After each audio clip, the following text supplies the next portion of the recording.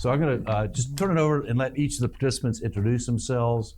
I'll let them introduce themselves so I don't screw up their names. So I'd like to just introduce yourself, talk a little bit about your professional background, kind of how you got where you are, and also give us a little bit of your perspective on what an employee-owned business really is. What does that literally look like?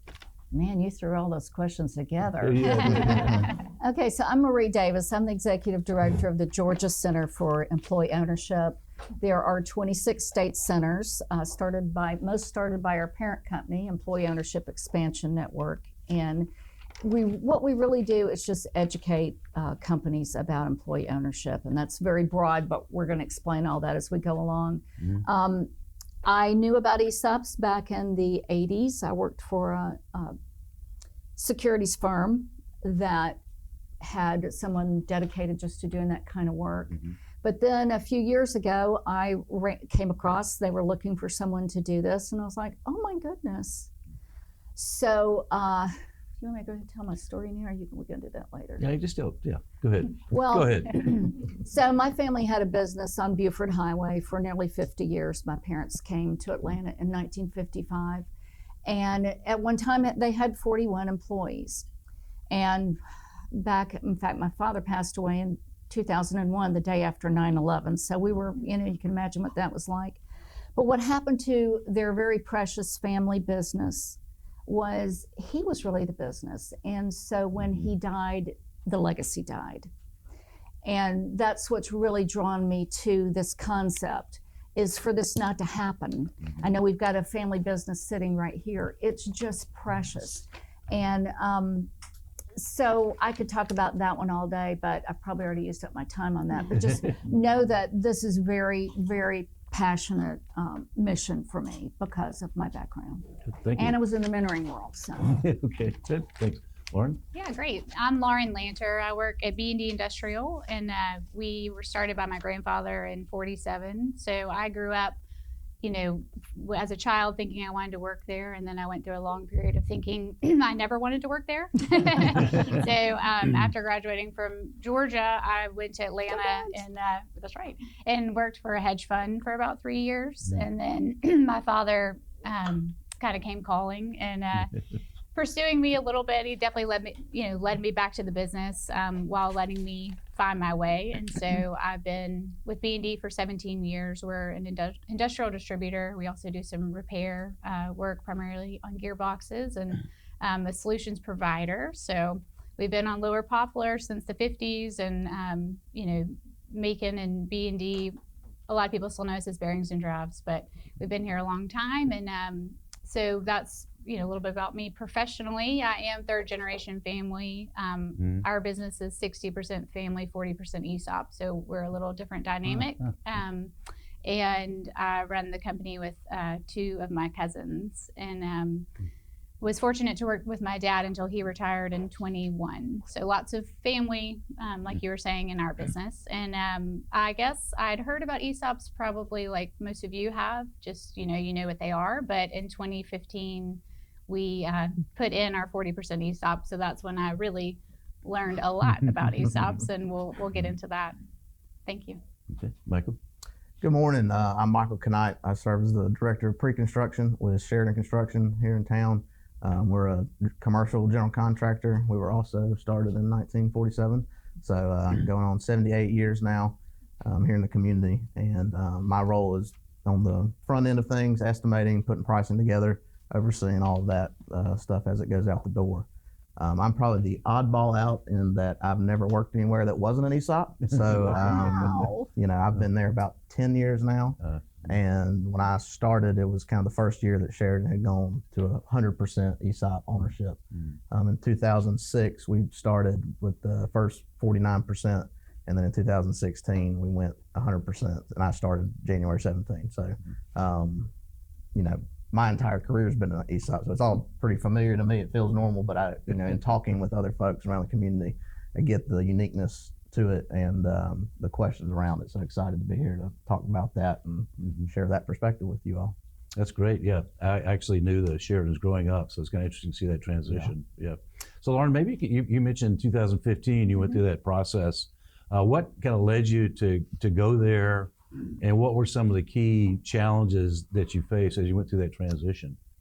Yeah, that's a great question. So we had some family owners that were looking for liquidity, kind of reaching, the retirement years of their life. And a lot of times with family businesses, you're very tied up in it and not a lot of other assets a lot of times because it's all, wrapped in the business. So they were looking to, as I said, get some liquidity, and we were going through the different options. And B&D's always had like a very entrepreneurial spirit and an ownership culture. And my grandfather would actually sell shares to employees, and when you could get away with no interest rate, he would do no interest rate. Then the IRS started requiring it, but he always made it very affordable for them to be owners, and so that culture was already there. And so when we heard about ESOPs, my father really is the one that started pursuing it with his sister and brother. And as we learned more, it was a really great fit for us. We felt like it was, an extension of what we already had, and it would bolster it back. Obviously, we had a few people that were owners, but not every employee. So it just became a very attractive path to sort of check off the ownership issue, and also a really great tool to use for employees. So how did you get to the 60-40 decision? Probably randomly. I mean, we knew we didn't want to go over 50 because we are still very proud to be a family-owned business, and we have family still in the business, like myself. And so we thought we would just start at 40, and that's where we've been successful. Okay, good. Thank you. So Marie, you could talk about your organization a little bit. Can you maybe talk about some of the misconceptions that people have of ESOPs or employee-owned kind of businesses? And then following that, there's probably some people in the audience interested in this topic. Maybe talk a bit about what resources are available in Georgia or nationally to help people get better educated on this. And there are a lot of misconceptions. And my good buddy over here, Will Lee from Applied Economics, we did a whole seminar on misconceptions of ESOPs. And I would say the number one is probably that the inmates will run the asylum. People think that the day after you become employee-owned. I'm going to ask Michael about that. Just a joke, really. But they think, oh, well, I don't want my employees telling me what to do. That's not the way it works. And we've got great backup here. I love it when I have somebody with me that can say this is true. Every company of any size will have a board of directors. If you don't, then you have to have one as an ESOP. And really the only thing that changes right away as far as management, and that's one of the beautiful things about employee ownership, is no one comes in there and fires your people. The board is still in control. What really happens is that, how many trustees do you have on your board? 5. Just one. So an ESOP company always has at least, wow, I'm really impressed with 5. And that trustee is supposed to make sure that they follow the laws of ERISA, which is how employee-owned companies are governed. Which, by the way, I have to throw this in there, employee-owned companies were created, or the concept was created back in the 70s. As a way to kind of make sure that, it really made an ESOP a qualified retirement plan, but also as a way for you not to get cheated, and you don't get cheated, and you don't cheat your employees. And so the IRS and the Department of Labor are the ones that manage it. And so that those trustees are the ones that make sure the company doesn't get in trouble. Okay. So they're very, very important. And so another big misconception about, and I love that you already addressed this, is that you got to sell the whole company. Some companies start with 10%. You can do as little as 10%. And so that's why we want people to come to us, because we're going to put you in front of people who are going to really look at your situation and say, this is what you need to do. This is what you need to do. You need to do. Everybody's different. It depends on your debt structure, your management. Let's just say that you have a founder who's very young. They don't want to retire. They want to see there and watch that company go, more successful. Or you might have somebody that's walking out the door, which we really don't want companies to do, and they just want all their money. So it just depends. So those are some of the misconceptions, that it's just really hard to do, and it is hard to do. But selling the company's hard to do. So.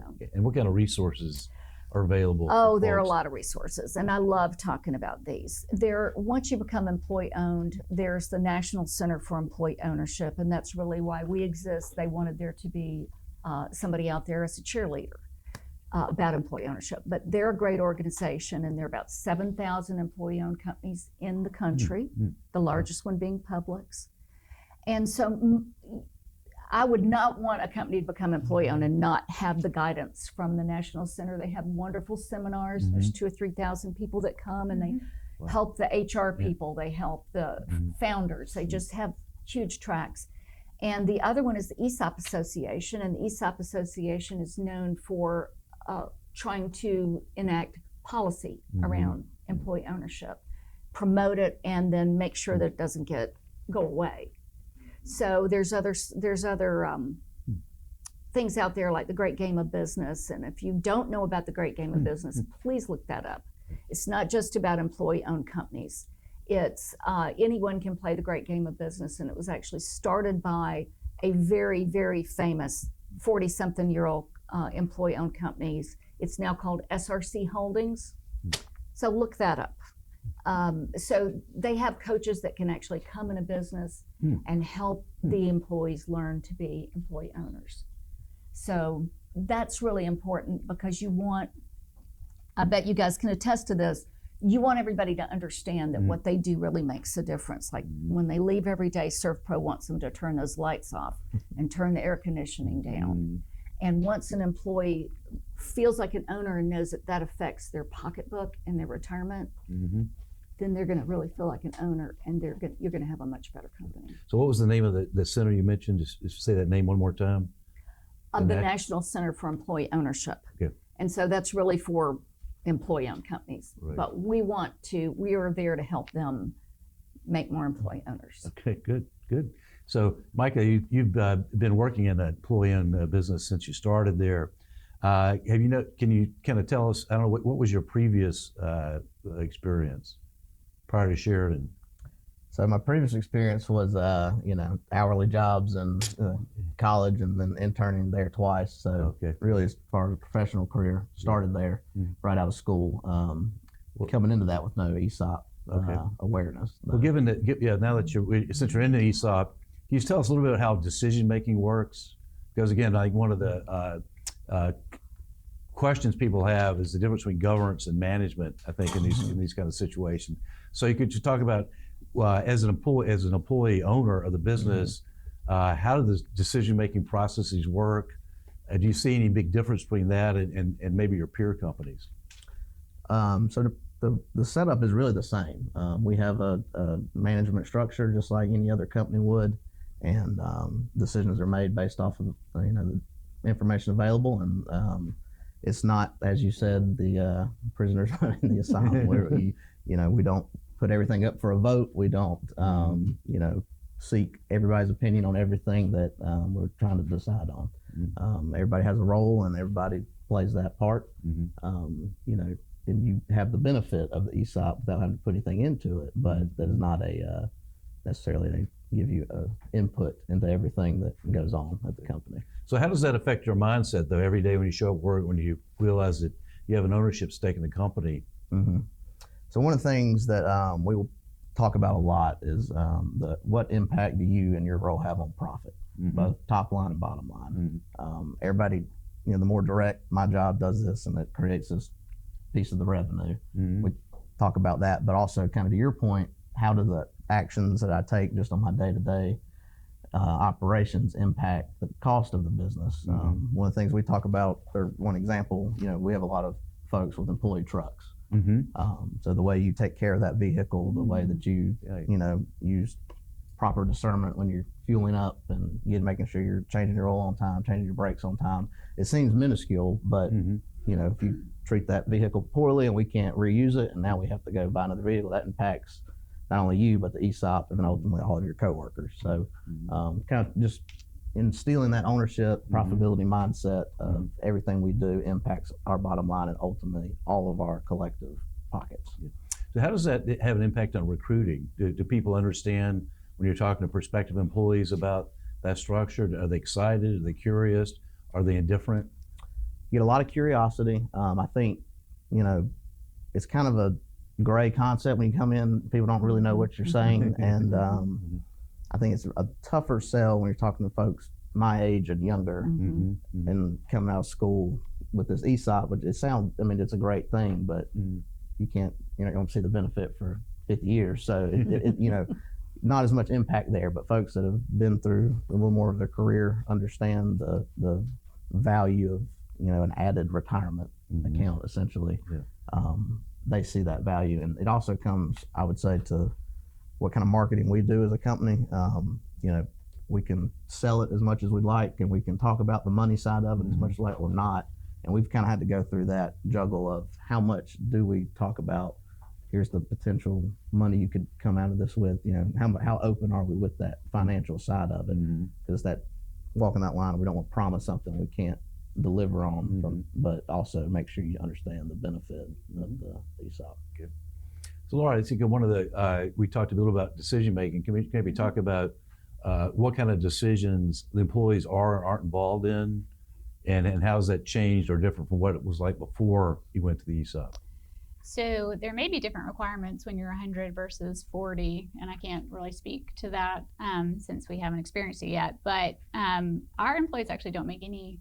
I mean, there's no decision that has to run through them other than if we were gonna. I mean, if we're gonna sell, if we're gonna do things, there are votes that are required. But as far as our, you know, everyday business, there are no decisions that run through them. It's just sort of like any other business. Have you noticed any difference in employee behavior, kind of before and after? Yeah, I think like Michael was saying, you know, the sort of the higher level employee sometimes grasps it faster and is more probably, you know, retaining them. They're more bought in.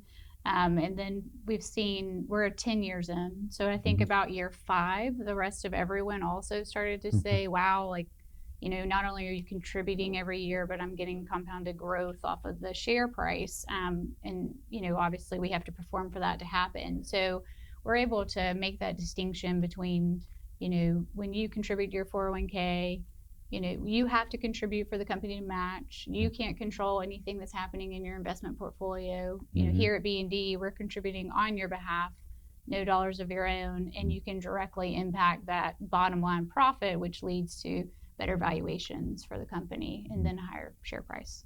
So we do a lot of that conversation regularly, and I think as soon as they have a couple of years under their belt, you know, they start to see how it does impact. And so we've had that culture, and this was an extension of the culture, which we were fortunate to have it to start. But I do think it's really strengthened it. Okay, good. So Maria, I think as we kind of start to wrap up, I'd like to ask each of you just kind of make some closing remarks about what do you think the benefits versus the potential negative impacts are of transitioning to an ESOP? Well, I do want to say that, and most people don't know this, but the percentage that a company is employee owned, they do not pay federal income tax. So we do. Say that one more time. Yeah. So for instance, if they're 100%, they're federal tax free.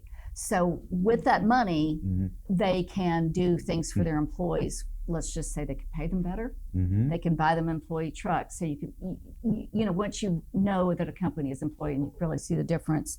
And also, one of the other main benefits is the retention.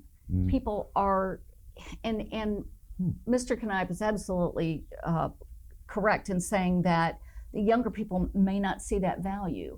But what they do see, and I will tell you, I've made this talk many times about culture. Most young people would rather work for a company with a good culture than worry about the $1 they're going to make more. And it's absolutely a recruiting and a retention tool, which is one reason we're doing this video. Yes. We want to capture all these employee owner stories and say, this is why we had this structure here, and this is how our culture's changed. So that is absolutely hands down important. And I will say, if you walk in a Publix and you walk in some other grocery store, there's your answer. Walk up to, you know, don't ask the newest employee because they probably don't understand it yet. But if you go up to someone or go and visit at one of these great companies, you'll see the difference. Is there any downsides?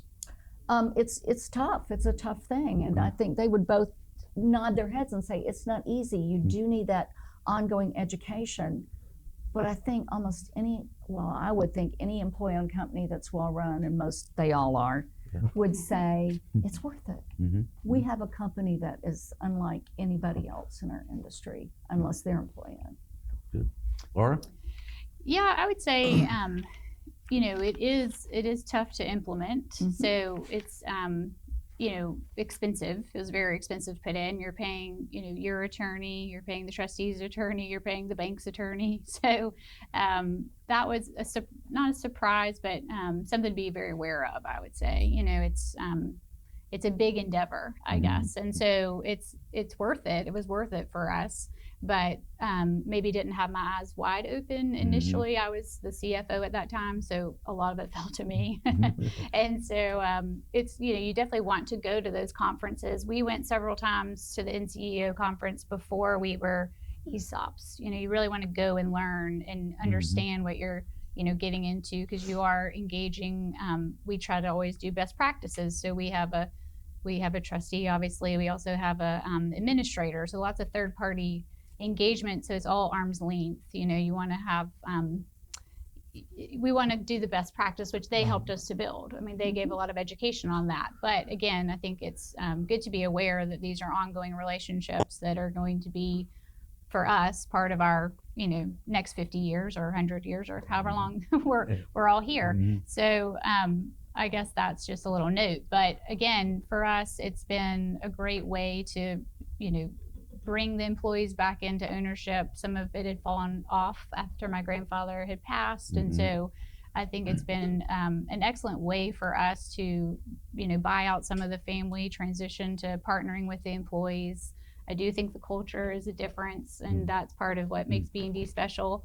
I'm biased, but but I think we're special. And so I do, we've had good success retaining and, hiring, and all of that is true. It's a byproduct of probably, something that we already believed in, but it's hard to find talent, and, you want to have any edge you can when you're trying to bring someone on board. So we've definitely been happy. I think, it's just good to go further your education with the people that are, even I sometimes have to brush up on everything, because it's like you're doing your everyday job and you're not the expert, but there's always more to learn, and it's a great environment of very, the NCEO especially is very welcoming and willing to talk, and everyone we've come across has been more than willing to make sure we understand. And we don't get to save on the taxes because we're 40%. So, that's sort of the holy grail of ESOPs, but we're happy where we are. Good. Thank you. Michael, any last thoughts on the upsides and downsides of being employee-owned? I think just kind of echoing what we've already heard here, but the culture is where the dividends pay off for the business. We too are, ownership driven, ownership mindset. That's one of our core values. We beat that drum all the time. Anytime we're in a project interview or anything like that, we're selling ESOP as a benefit to a client, of what you get out of that, the ownership we take and the work we do, and the pride that comes along with that. And you do see that, and you see that mindset of I impact the bottom line, and it creates that ownership element that I think is very beneficial from a business standpoint, from the running the business side, and then from the employee side, it's financially beneficial. You get it kind of starts small, but I mean it's astonishing how quickly it can start to get that snowball effect going. And being 20 years ESOP now, we're starting to have where we've got some folks that have been here that whole 20 years, and we, when we do our annual meeting, we bring we invite our retirees back, and so we're looking into having some opportunities for them to come and share the kind of impact that's had on them from just the employment and financial standpoint. So that's the pluses, and it's just a great thing. I think like we've already said, it addresses the ownership and the financial side of a transition. The ESOP itself does not address a transition plan. You still have to have a solid transition plan a plan for the actual leadership and management of the company. And you know, in hindsight, I think we would probably have been had a better communication plan of what we're doing, how we're doing it, how this impacts you as a day-to-day employee. But just thinking through some of those things as you get into it, there's still some things you've got to address and be ready for. But from an employee standpoint, it has been a great thing to be a part of that culture and able to reap that benefit. Great. Well, I want to thank our panelists. I appreciate them.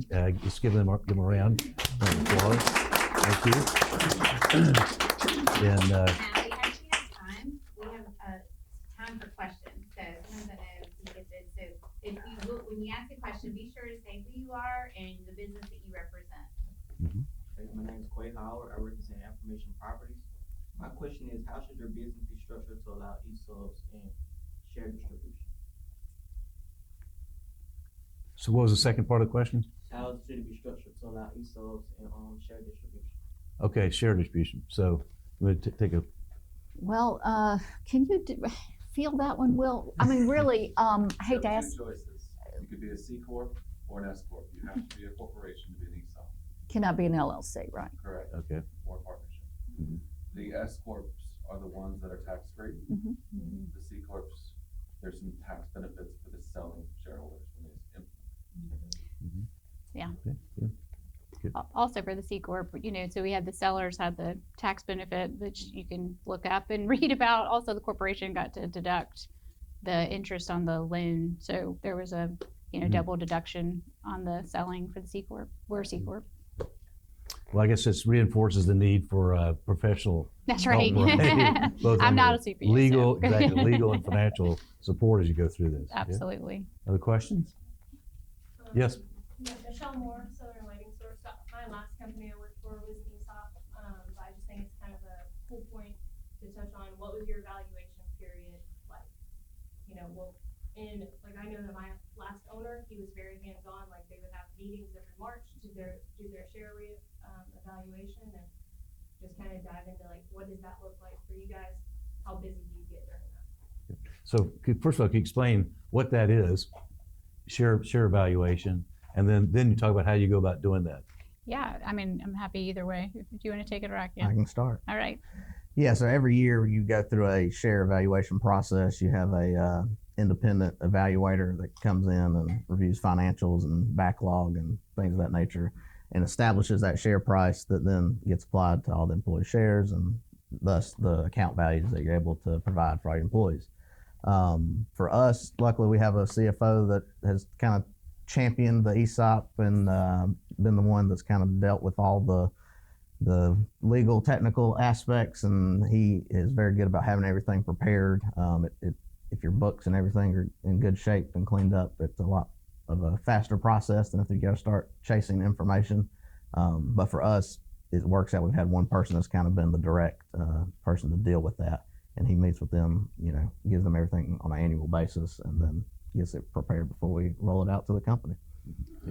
Yeah, that's similar for us. That person's me, so I get to do it all. But we, as you're closing your books for the year, a lot of the information that, we have a CPA that we partner with, and so a lot of the information is duplicated. So it's not that heavy of a load. We've always done an independent audit that just B&D has. That's not required. That's just something we've historically done. So it's essentially hand in hand with that as far as information goes. So for me, it's not too much extra time.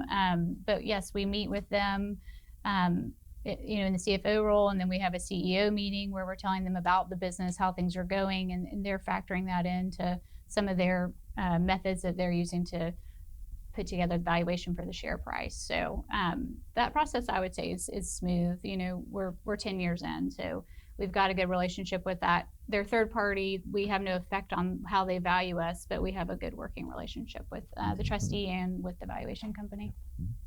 Any comments on that? Well, I would just ask them a question. How do you announce to your employees what the share price is every year? Yeah, that's the fun one.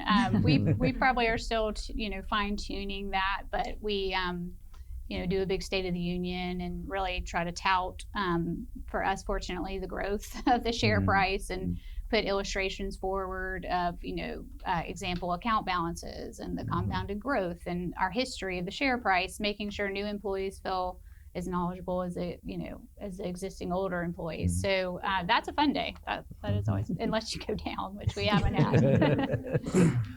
Michael? Yeah, very similar.